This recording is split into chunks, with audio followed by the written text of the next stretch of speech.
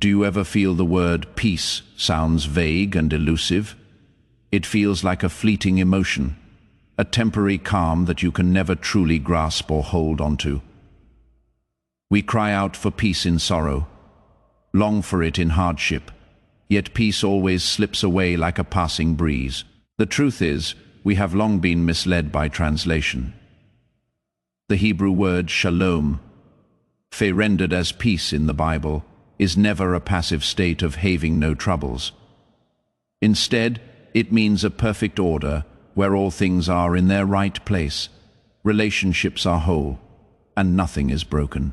It is the original beauty of God's creation, the core purpose of redemption through the cross, and the ultimate form of the new heaven and new earth in the end times. Once you understand the true meaning of shalom, you will completely reinterpret the redemptive significance of the cross in Isaiah 53, the calling to make pieces in the Sermon on the Mount, and the ultimate promise of the new creation in the book of Revelation. This is not mere emotional comfort, but a tangible, full life God has given to everyone. Etymological deconstruction.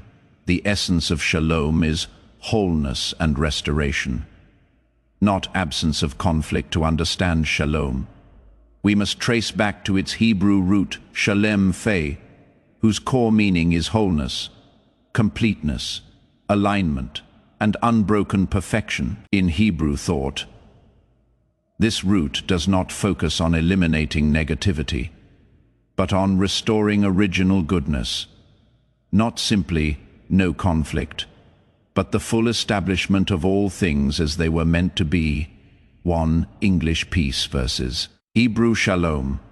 A fundamental divide. We are accustomed to understanding biblical peace through the English word peace. Yet the two are fundamentally different, and this is why countless believers feel disappointed by the idea of peace. English peace, the mere absence of conflict. It is an empty state with no war, no quarrels, no troubles, passive, reactive, and easily shattered. It is like the brief calm after a storm, always ready to erupt again. Hebrew shalom, the presence of divine goodness. It is the full realization of God's perfect order, active, inherent, steadfast, and eternal. It embodies every good attribute: health, prosperity, harmony, wholeness, and blessing.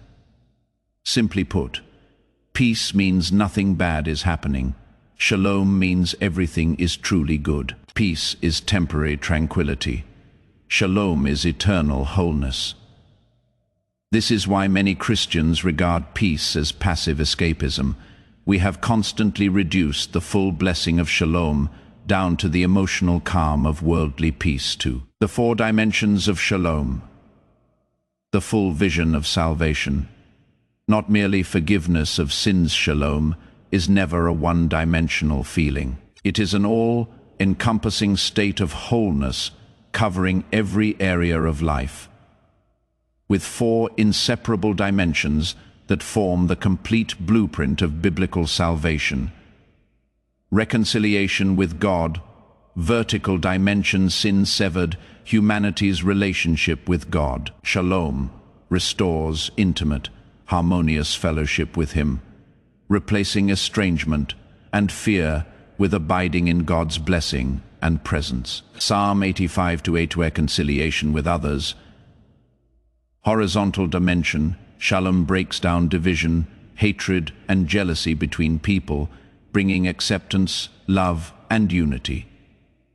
Jews and Gentiles, family and foe, all become one in shalom. Ephesians 2:14, reconciliation with self, inner dimension. Shalom heals inner brokenness, anxiety, guilt, and fragmentation, bringing wholeness to the soul, emotional stability, and self-acceptance. It frees us from internal friction and turmoil, grounding us in unshakable steadiness. Reconciliation with creation, environmental dimension. Shalom restores harmony between humanity and nature, ending destruction disaster, and suffering. All creation falls into its proper order, nourishing one another and returning to the pristine harmony of Eden. Isaiah 11:6-9. This is the true purpose of God's salvation, not only to forgive your sins, but to mend every broken relationship in your life and call you to live in the full, beautiful reality of Shalom. These Shalom in the Old Testament, from creation to the prophets. Shalom is God's eternal heart. The entire Old Testament, from Genesis to Malachi, revolves around one central theme: the brokenness and restoration of Shalom. Eden is the prototype of Shalom. Sin brought its ruin. The prophets declared its coming restoration. 1a Genesis, Eden. The perfect prototype of Shalom. Chapters 1-2 of Genesis portray Eden as the perfect model of Shalom, God and humanity. Walking in intimate communion, no distance or separation, God blesses, humanity obeys, in unbroken relationship. Person to person, Adam and Eve loved one another, free of strife, jealousy, or selfishness. Humanity and creation, all nature lived in harmony. Lions ate grass, venomous beasts were harmless. The land was fruitful, free of disaster and pain. Inner self, pure, settled, and content hearts, without anxiety, shame, or internal struggle. This is Shalom, all things functioning perfectly according to God's design, in perfect harmony and unbroken completeness. Yet in Genesis 3, sin entered the world. Adam and Eve disobeyed God, and Shalom was shattered completely. With God, hiding, fear, estrangement, with others, blame, jealousy, hatred, within self, shame, anxiety, anguish. With creation, thorns grew from the ground, disasters multiplied, and all nature turned to harm. From that moment onward, the entire Bible tells the story of Shalom's restoration. Through redemption, God seeks to bring our broken world and our broken lives back into the wholeness of Shalom too. Numbers 6:24, 26. The Aaronic blessing. God's core desire for his people, the Aaronic blessing in Numbers 6, is the most famous benediction of the Old Testament, concluding with Shalom, revealing God's deepest and truest heart for his people. The Lord bless you and keep you. The Lord make his face shine upon you and be gracious to you. The Lord turn his face toward you and give you Shalom.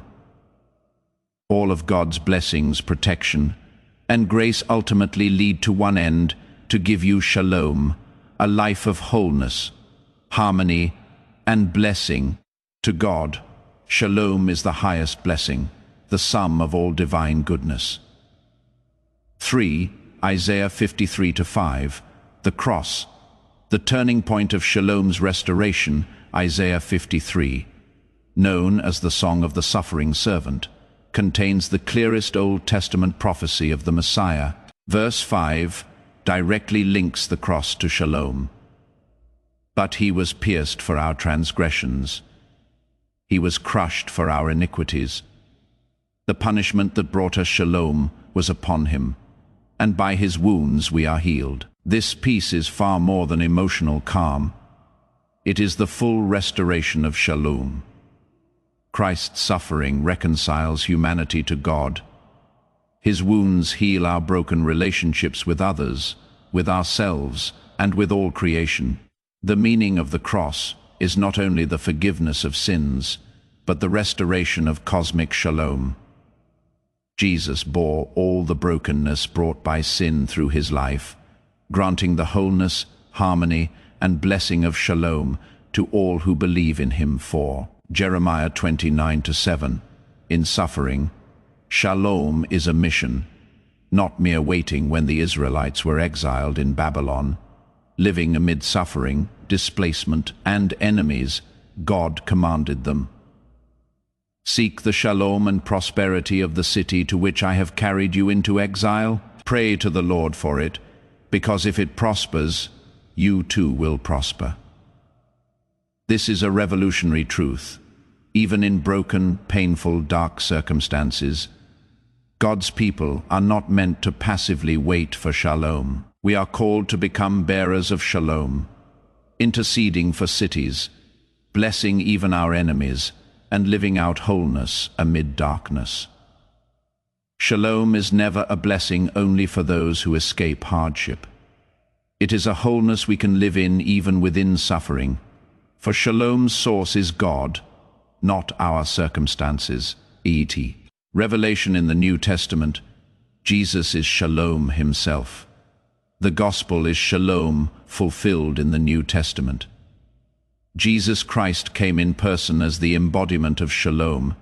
His teachings, his cross, and his resurrection fulfill every Old Testament promise of shalom in our lives. 1. Matthew 5-9. Peacemakers are builders of shalom in the Sermon on the Mount. Jesus declared, "Blessed are the peacemakers, for they will be called children of God." The biblical peacemaker is not the shallow idea of keeping surface calm or settling quarrels. It means being an active builder of shalom, intentionally mending broken relationships, forgiving enemies, bringing wholeness and harmony, and partnering with God in restoring all things. Being a peacemaker is not weakness. It is the very nature of God's children. Since Jesus is Shalom incarnate, those who follow him naturally become carriers of Shalom too. John 14:27, Jesus' Shalom is a wholeness the world cannot give before the cross. Jesus said to his disciples, "Peace I leave with you, my Shalom I give you. I do not give to you as the world gives." The world's peace is mere peace, dependent on circumstances, fleeting and passive. The peace Jesus gives is Shalom, rooted in God, eternal, unshakable, and inherently whole. Jesus' Shalom does not mean no storms come. It means unshakable steadiness in the storm. It does not mean no pain. It means inner wholeness amid pain. It does not mean no brokenness. It means unwavering hope through brokenness. For this Shalom is the very life of God dwelling within us. 3. Ephesians 2:14. Jesus is our Shalom, Paul declares directly in Ephesians 2:14. For he himself is our Shalom, who has made the two groups one and has destroyed the barrier, the dividing wall of hostility. He came and preached Shalom to you who were far away, and Shalom to those who were near. Paul uses the framework of Shalom to explain the core of Christ's redemption. Jews and Gentiles are made one in Jesus, divisions torn down and relationships restored. Humanity is reconciled to God, the barrier of sin removed, and intimate fellowship renewed. Jesus is Shalom in person. His life, redemption, and presence are the source of all Shalom we receive. The Church does not exist merely for religious rituals. It exists to manifest Shalom, to live out restored fellowship with God, others, self, and all creation in a broken world. If eschatology and practice, Shalom's ultimate reality is a life we can live today. Shalom is not a distant future fantasy, nor an intangible blessing. It is the ultimate reality of the end times, and a life every believer can walk in right now. 1. Revelation, the new heaven and new earth. The ultimate fulfillment of Shalom. Revelation 21:22 paints the vision of the new heaven and new earth. No more death, mourning, crying, or pain. All things are made new. This is Shalom in its fullness. God and humanity dwell together forever. in unbroken intimacy.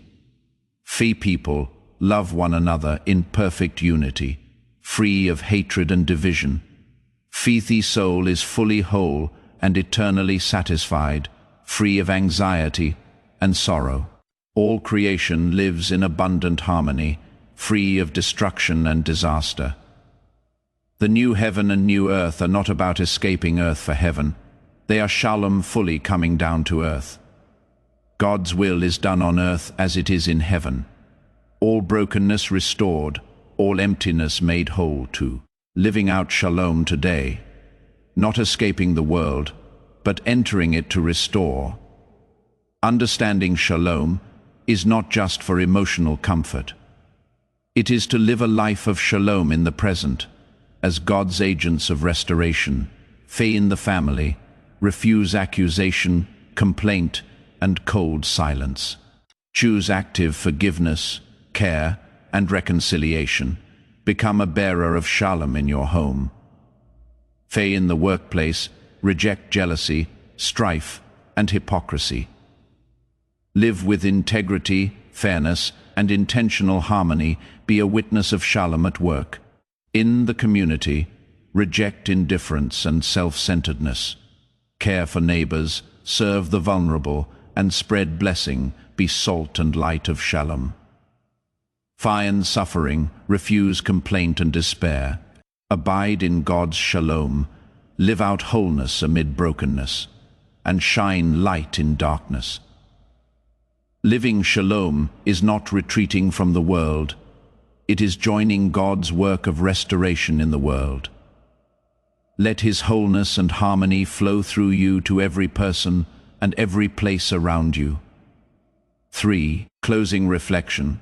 The all is well you long for is Shalom. How many times have you longed for a life of steady peace, harmonious relationships, whole identity, and everything truly well? No anxiety, no pain, no brokenness. All things perfectly in place as they should be. That deep soul longing for all is well has a single precise name in Hebrew, Shalom. This is no empty fantasy or distant ideal. It is God's promise to you, the blessing Jesus won for you on the cross, and a life you can possess and live starting today. You do not need to chase it endlessly or strive to earn it. Simply believe in Jesus and receive His Shalom. Let His wholeness mend your brokenness. Let His harmony heal your divisions. Let His Shalom become your eternal reality. For Shalom is not merely a feeling. It is the presence of God, not temporary calm. It is eternal wholeness, not a distant blessing. It is your inherent life in Christ.